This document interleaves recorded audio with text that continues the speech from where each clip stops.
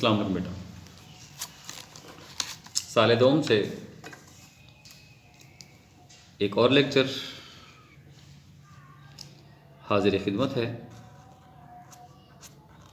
इसे हम नाम देंगे लेक्चर नंबर 4 का। ये आपकी ताबिश दहलवी की गज़ल से आपका शेर नंबर 4 होगा। शेर नंबर 4 और 5 हमें इसी लेक्चर में पढ़ना पड़ेगा, क्योंकि 6 अशार हैं और ये 5 लेक्चर्स में पूरे करने के लिए हमें किसी भी एक लेक्चर में 2 अशार इकट्ठे पढ़ने पड़ेंगे। तो शेर नंबर 4 हमारे पास है। हमी हंगामा आ रहा थे, हंगामा आ रहा थे, मगर हम जब से डूबे हैं,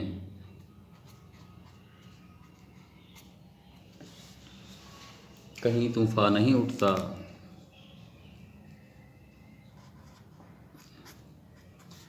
कहीं तूफान नहीं उठता, कहीं साहिल नहीं होता।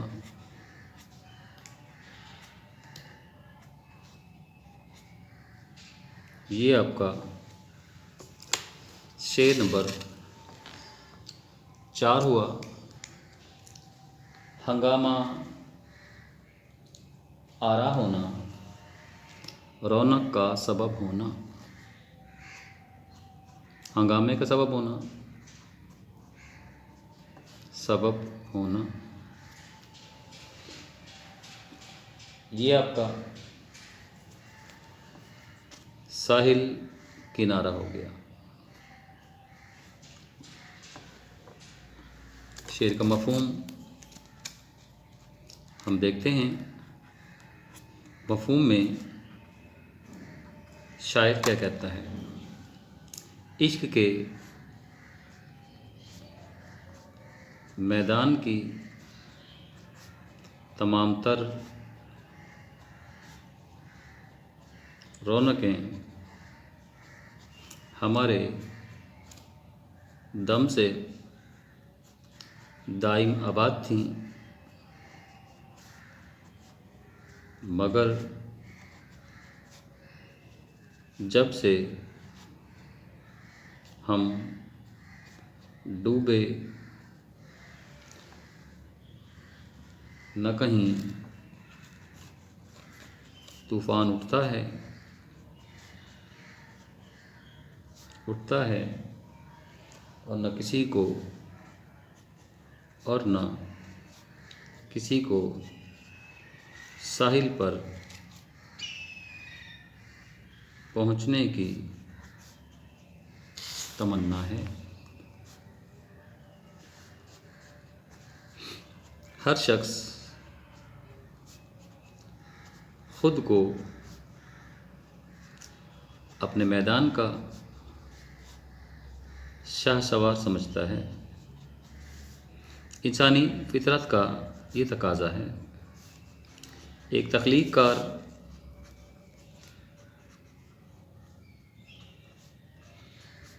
अपनी तख्लीक़ को या अपनी तख्लीक़ के बाइस एक मुसव्विर अपनी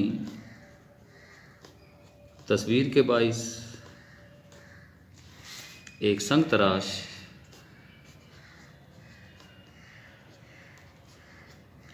अपने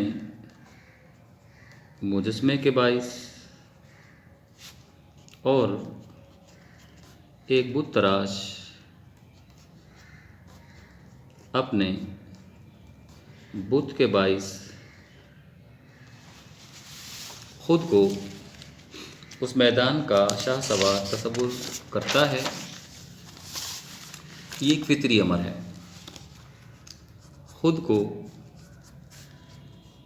अपने मैदान का शाहसवार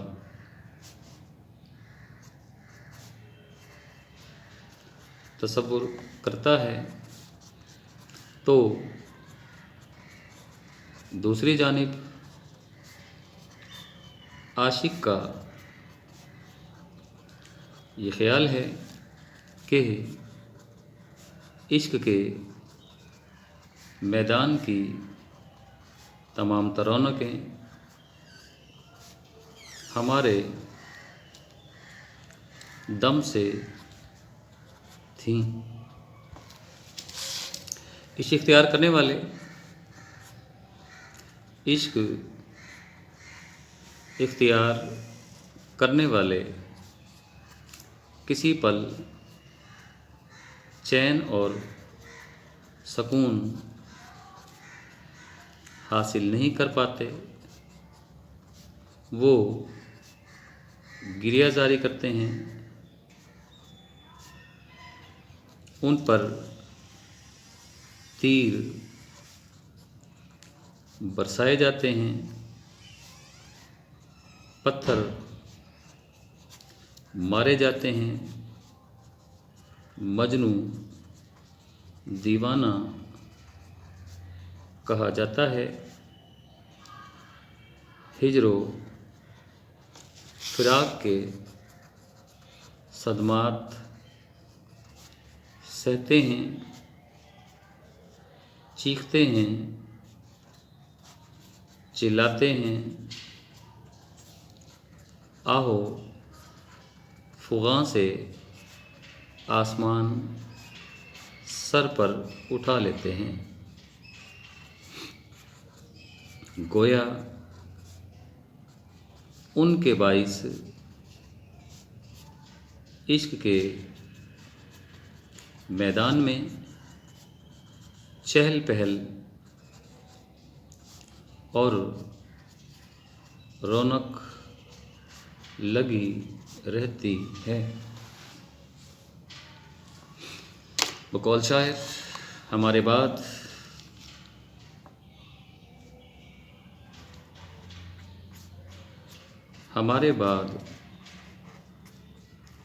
कहाँ ये वफा के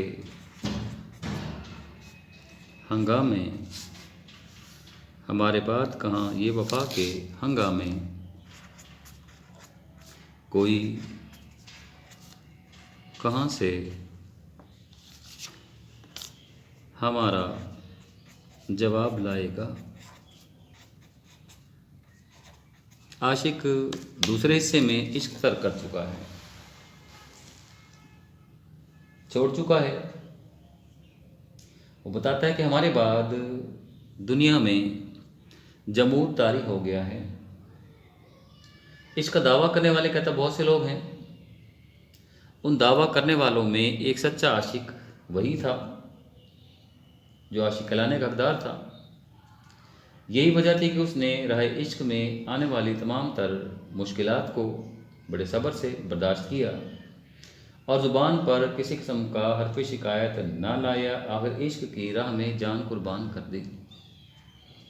क्योंकि शायर के मर जाने के बाद कोई और शख्स नहीं था जो इश्क को सलामत रख सकता। लिहाजा बताता है हम ख़त्म हुए तो हमारे जाने के बाद दुनिया की तमाम तर रौनकें दम तोड़ गईं। इस शेर में शायद हकीकत एक तरह से दुनिया को अपनी अहमियत जिताना चाहता है और बताना चाहता है कि इसके दम कदम से ज़िंदगी की तमाम तर रौनकें थीं। दुनियाई इश्क में चहल पहल उसी की वजह से थी। इसलिए मुखालफों ने इसे राह से हटाकर बहुत गलत काम किया, क्योंकि वो जैसा आशिक अब वो दुनिया में नापैद हो गया है। शेर में हमें सनत ताल्ली भी कहीं कहीं दिखाई देती है। ताल्ली में पहले बता चुका हूँ। शायर का अपने बारे में, अपने कलाम के बारे में खुद तारीफ़ करना ताल्ली कहलाती है। सनत ताल्ली इकबाल कलाम में पढ़ा है मैंने आपको। कलाम में अपनी या अपने कलाम की खुद तारीफ़ करना ताली कहलाती है, सनत ताली कहलाती है। और देख लेते हैं हवाले का शेर। यहाँ ये पूछिए कि ज़माने से कि उसके पास क्या रहा।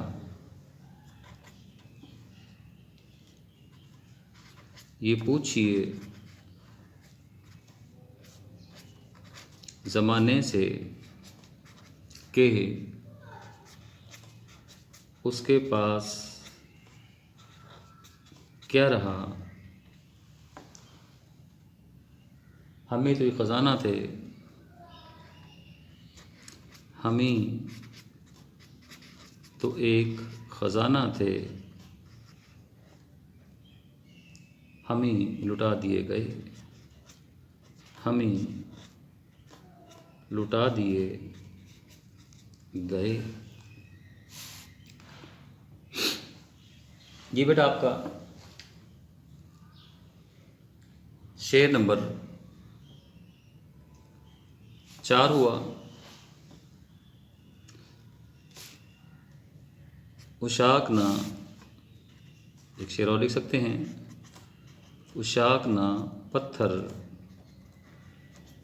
न सदा कोई नहीं है, कोई नहीं है। अब शहर में कुत्तों के सिवा कोई नहीं है।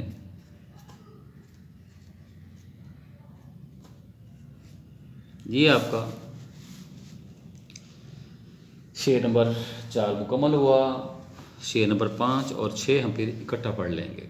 इजाज़त दीजिए। अल्लाह हाफ़िज़।